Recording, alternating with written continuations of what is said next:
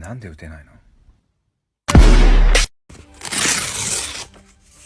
Pourquoi est-ce que j'ai fait ça, vous allez me demander? Parce que j'en avais envie. Non, c'est parce qu'on va se servir d'une des parties déchirées pour reconstituer le dessin. Et pour cela, je vais faire le Susanoo de Sasuke sur la partie droite. J'avais vraiment envie de tester ce style, et vu que c'est un ancien dessin, je me suis dit, vamos. Et vous allez voir à la fin que j'ai bien fait de le faire, parce que le résultat est vraiment meilleur. D'ailleurs, soyez fair play, likez et abonnez-vous à la fin si le résultat vous plaît. On fait l'ancrage avec un petit liner sur les bordures des déchirures. Et le croquis était super rapide à faire puisqu'il ne m'a pris que 10 minutes. Ce qui est hyper raisonnable, surtout pour un dessin de cette taille qui n'est pas non plus très petit. Donc pour tous ceux qui me demandaient de faire le Susanoo de Sasuke, avec ça vous allez être ravis et on va pouvoir clôturer la série des dessins Naruto, enfin pour l'instant. On fait la coloration avec un feutre à alcool, j'ai d'abord disposé des teintes roses pour ensuite passer au violet qui sera plus foncé. Car pour qu'un dessin soit le plus joli possible et qu'il soit le plus réaliste possible, c'est le contraste qui va être hyper important. On va chercher à nuancer le plus possible le dessin avec des couleurs foncées. Et sinon je vais vous montrer le résultat les amis, rien que comme ça c'est déjà stylé, et voilà la partie Susanoo. Alors on est bien d'accord que ça embellit largement le dessin, donc si ça t'a plu n'hésite pas à t'abonner et à liker cette vidéo.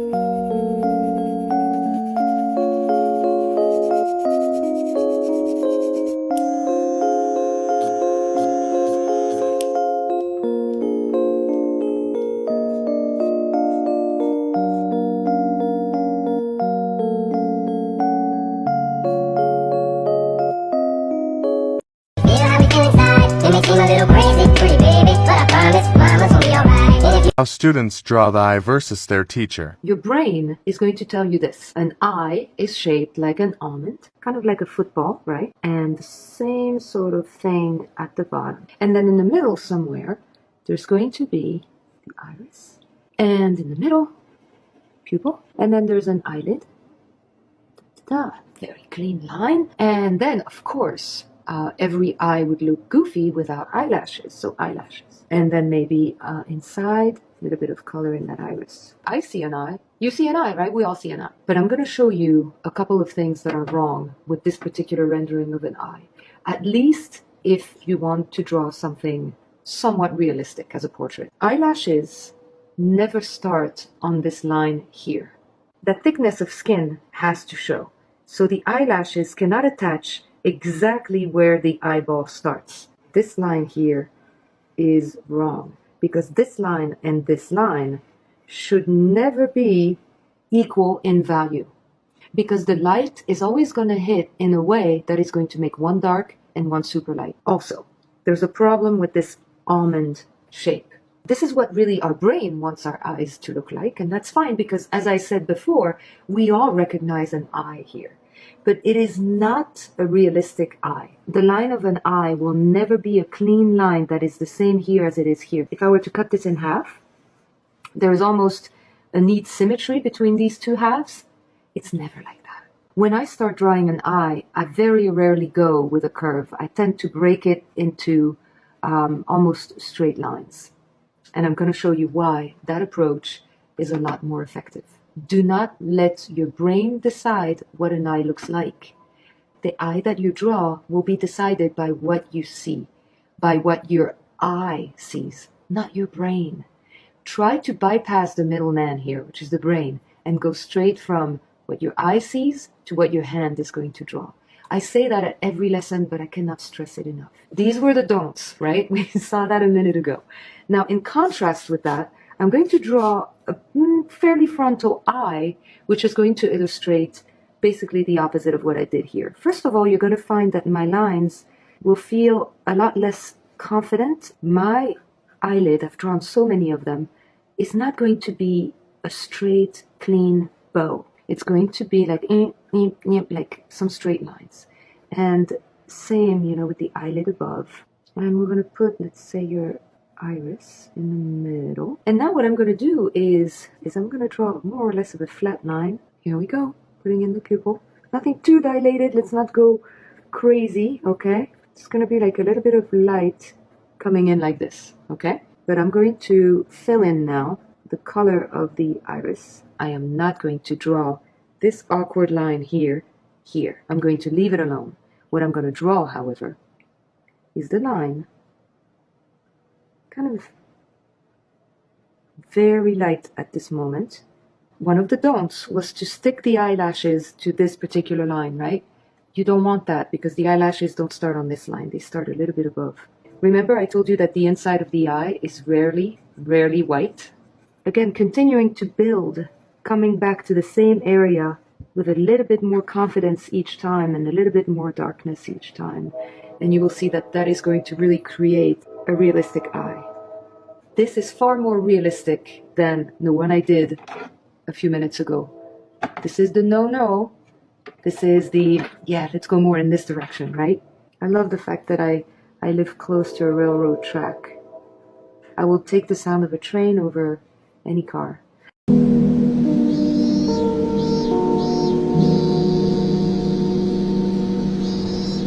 I suck at tutorials, but okay. The nose is just two lines with a half circle thing. The eyes change depending on who you're drawing, but I usually just use this shape.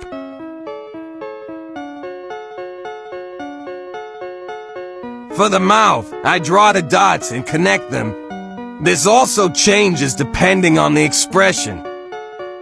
Art hacks that I wish somebody told me earlier. I was always told watercolor is permanent. If you mess up, you can't fix it. Well, guess what? You can.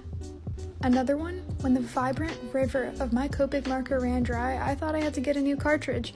Apparently not, just dump hand sanitizer on it, and it's good as new. I wish I knew this sooner. Do you have cheap acrylic paint that doesn't work very well but you don't want to throw it away? Just heat water and cornstarch until it turns into this thick, goopy consistency.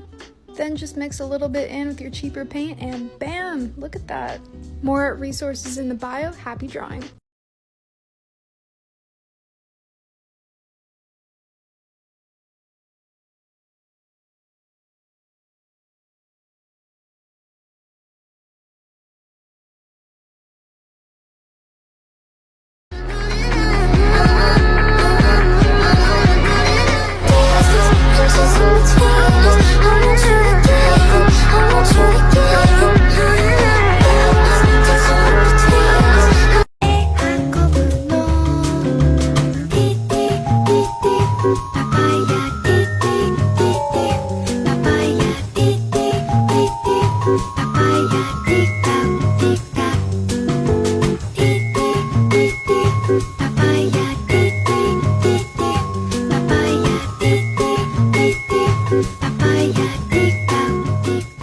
I find it crazy how 90% of people just scroll past this video and miss a chance to meet a famous artist before he was ever famous.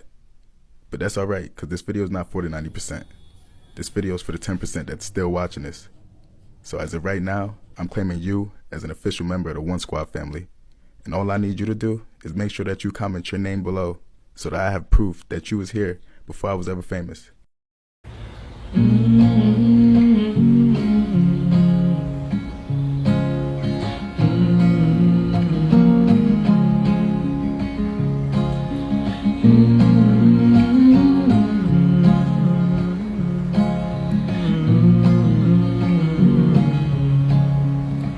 How can you miss someone you never met?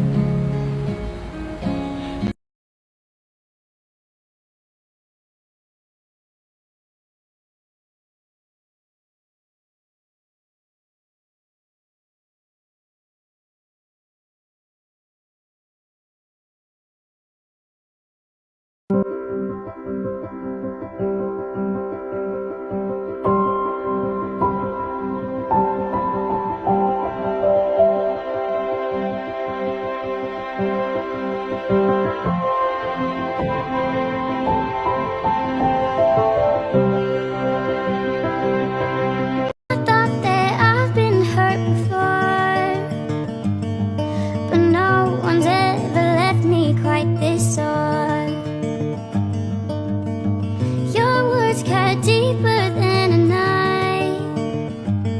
Now I need